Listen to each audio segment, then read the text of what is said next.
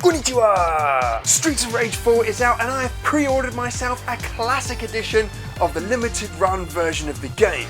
Now I know there has been some issues with Streets of Rage 4 and physical editions of the game, specifically the standard edition and the fact that you can buy it from multiple other places, but I've bought the classic edition from Limited Run Games. Now the reason why I bought this is because it came with an awesome clamshell case to hold your game in. Now the clamshell box that you get with a classic edition is the Genesis version, and I've purchased the Nintendo Switch because you have to have Streets of Rage 4 on a cartridge, and so it's an unbranded version of a Genesis box. Now the problem for me is that I live in the UK. We didn't have the Genesis branding. We had the Sega Mega Drive version, and so when I get my version of the classic edition, I won't have a box that sits with the rest of my collection. And that just won't do. And so in today's show, I'm going to be building myself the most authentic version of a Sega Mega Drive box that I can to house my classic edition of Streets of Rage 4 on the Nintendo Switch. My name's Mike, and this is the Retro Gamer Boy Show.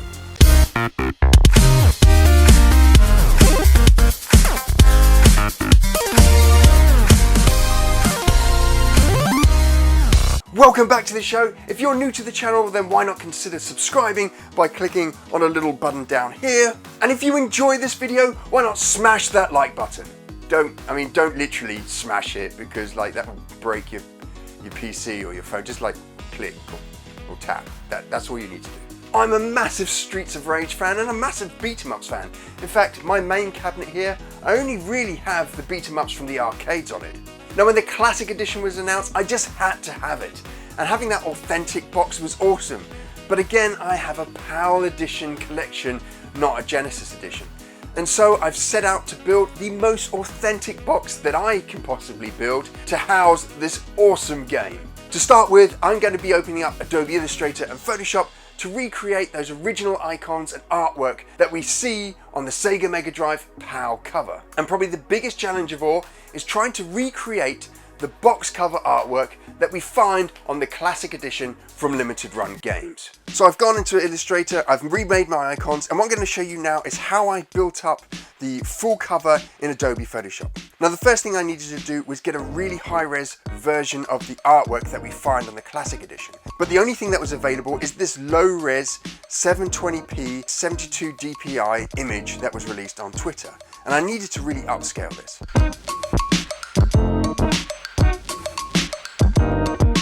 So I went and found myself a company that does AI upscaling. And so here we have the image upscaled. It's gone from 72 dpi to 300 dpi. And you can see as I flick through the images here, the change in quality, the level of detail that you can see in this picture is huge.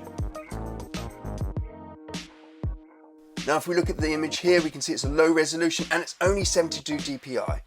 But the upscaled version is over 3000 and 300 dpi. This is the quality that we need to be able to create this awesome front cover. Once I did this, I found some cool artwork for the back and started to layer on the different elements.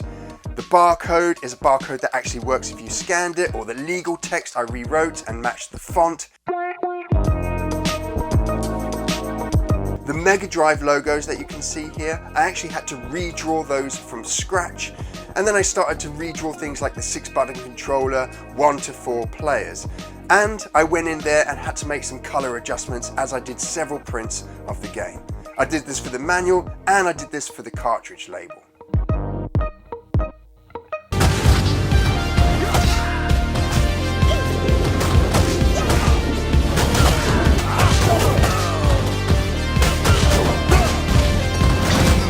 So I've had 2 prints done of the actual artwork. The first print came out way too dark, so I've built an adjustment layer here to just lighten everything up a bit. And you can see while I was doing it, I built 2 promotional pieces of artwork as well that I'll include in the box. Since I had to print out a second one, I changed up the artwork. Now the label here on this second print I've actually increased in width, and that's because I found out that on the original cartridge, which is this print over here, which I took from Streets of Rage 3, is a lot narrower than the third-party cartridge that I've purchased for the box. So now I've got my print, the next thing to do is to start cutting out the booklet and the cover and the label. So here's the front cover. I actually got a company to print it. It's printed on 130 GSM paper. It is a coated, shiny print that I've used. Here's the label, it looks awesome. And here is the manual as well, the manual cover as well. And it just looks great. It looks so authentic. All these dots you can see here, they're exactly placed to where the Streets of Rage 3 box art has placed its kind of graphics and dots. And here are the two promotional pieces. Now something I was kind of deciding is whether I actually stick them together to make one piece or just have them as two separate pieces. And currently my thinking is that I'll probably have them as two separate pieces because they may just look a bit stupid stuck together.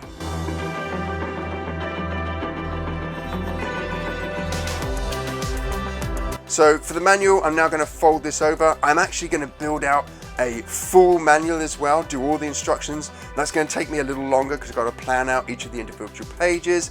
And then I'm going to have Mega Drive and Switch instructions inside this manual.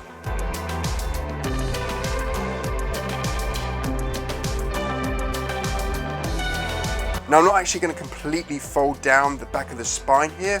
One, it will probably damage the ink print on it, but also there's the bulk of the manual is going to go at the back there, and I kind of want to leave a lot of space for it.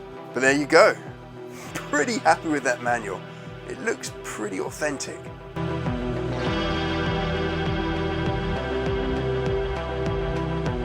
Now the next bit is the cartridge.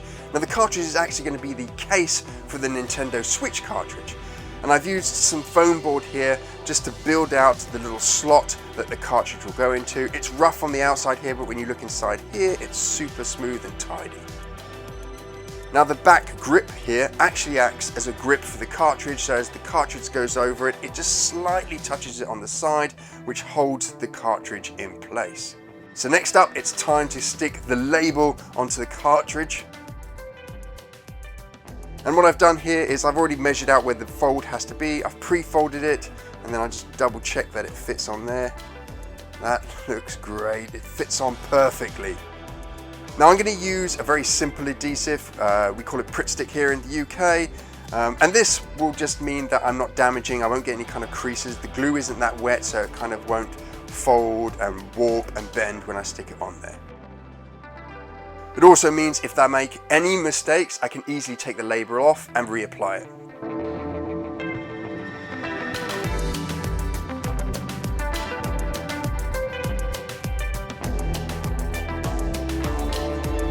So now it's time to test out the cartridge. Here we've got a Dragon Quest Builders cartridge, because we haven't got the original obviously yet. And you can see it just slips in and clips behind that little grip perfectly, and you can see the Nintendo icon is perfectly, the Switch icon there is perfectly lined up with the back of the cartridge, and it just fits super snug in there, and it is the perfect container for my Streets of Rage 4 game when it finally arrives. So disaster's struck.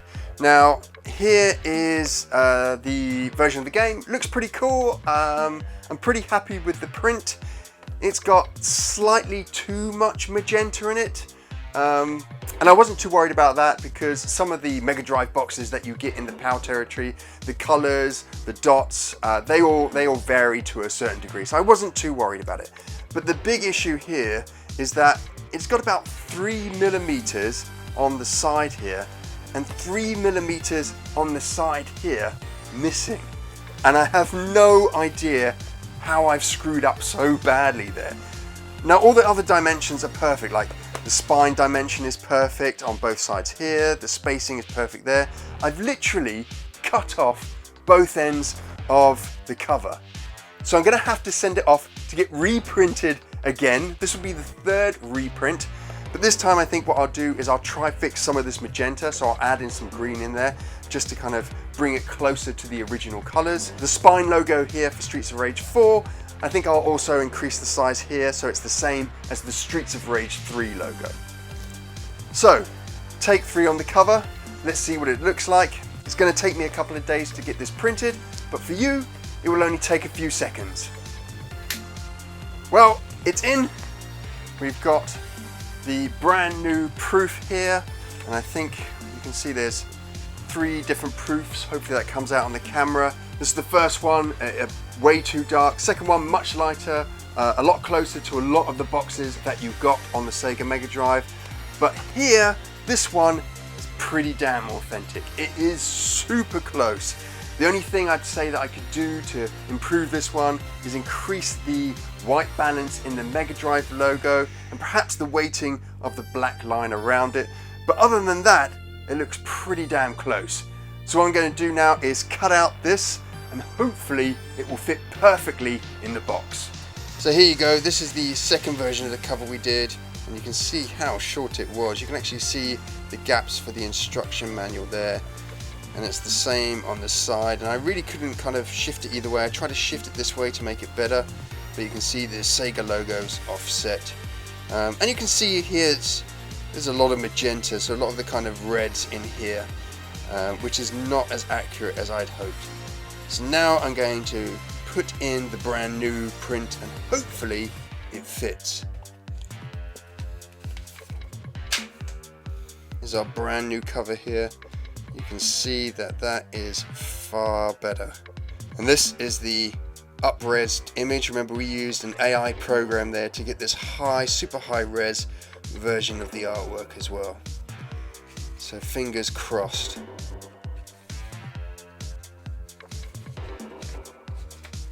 This is looking tight, which to be honest is not a bad thing.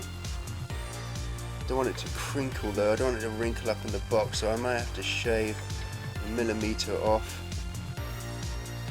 I'm going to shave a millimeter off here. We can just see that the picture here is starting to wrinkle where the cover's just a tad too big. I've got some space down the side here. I might see if I can just work it into the space and then we'll see how that looks. So after a little bit of persuasion, I actually managed to get it in without having to do any cutting to the image. And I spent a ton of time trying to get all these little dots that you see here in the right space, the spacing of the Sega logo. I redrew this entire Mega Drive logo here, even trying to get the shading in the correct places that you see on there. Like I said, could be a little bit whiter in the whites here and a little bit of a larger border around here. The increased size there of the Streets of Rage 4 logo, it's now the same width as the Streets of Rage 3 logo. We've got our code here. This is actually the Streets of Rage 3 code here. This barcode here, if you were to scan this barcode here, it brings you to the Streets of Rage wiki. This 6-button joypad here, I redrew in Illustrator. We have the limited run logo, then we have the developer logos down the bottom here. All this text to do with the patent, all original from the original games. And then the frames here, just like in Streets of Rage 3 where they had like a red flame around it. I've taken inspiration from that and inspiration from Streets of Rage 4 and kind of just done my own version here. And then the languages down here, so we've got English, German, I think I did French and Spanish or Italian. I couldn't fit on the other 2 languages there, so I got 4 languages down the side here. And then lastly, this 1 to 4 players over here, I completely redrew that to match the font. I couldn't find the font at all, so I had to rematch it by redrawing it. But super happy with that. So we've done the cover, the cartridge, the instruction manual, and we've got 2 little bits of promotional paper in there. But this PAL version of Street Fighter 4 has one last secret.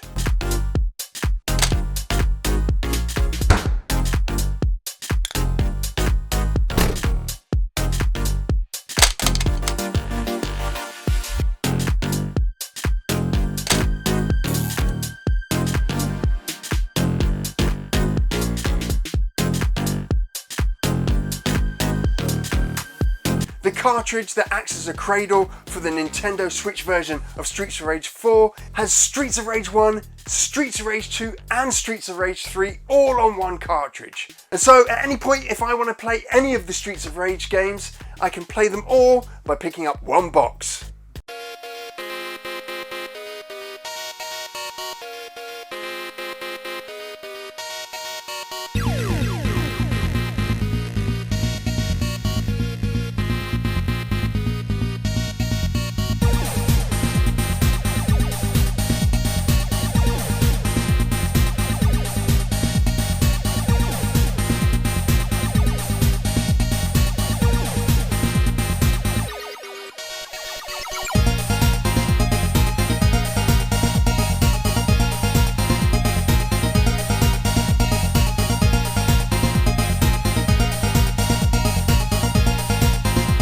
So we've taken the classic edition of Streets of Rage 4 from Limited Run Games. We've used AI to up-res that awesome front cover artwork.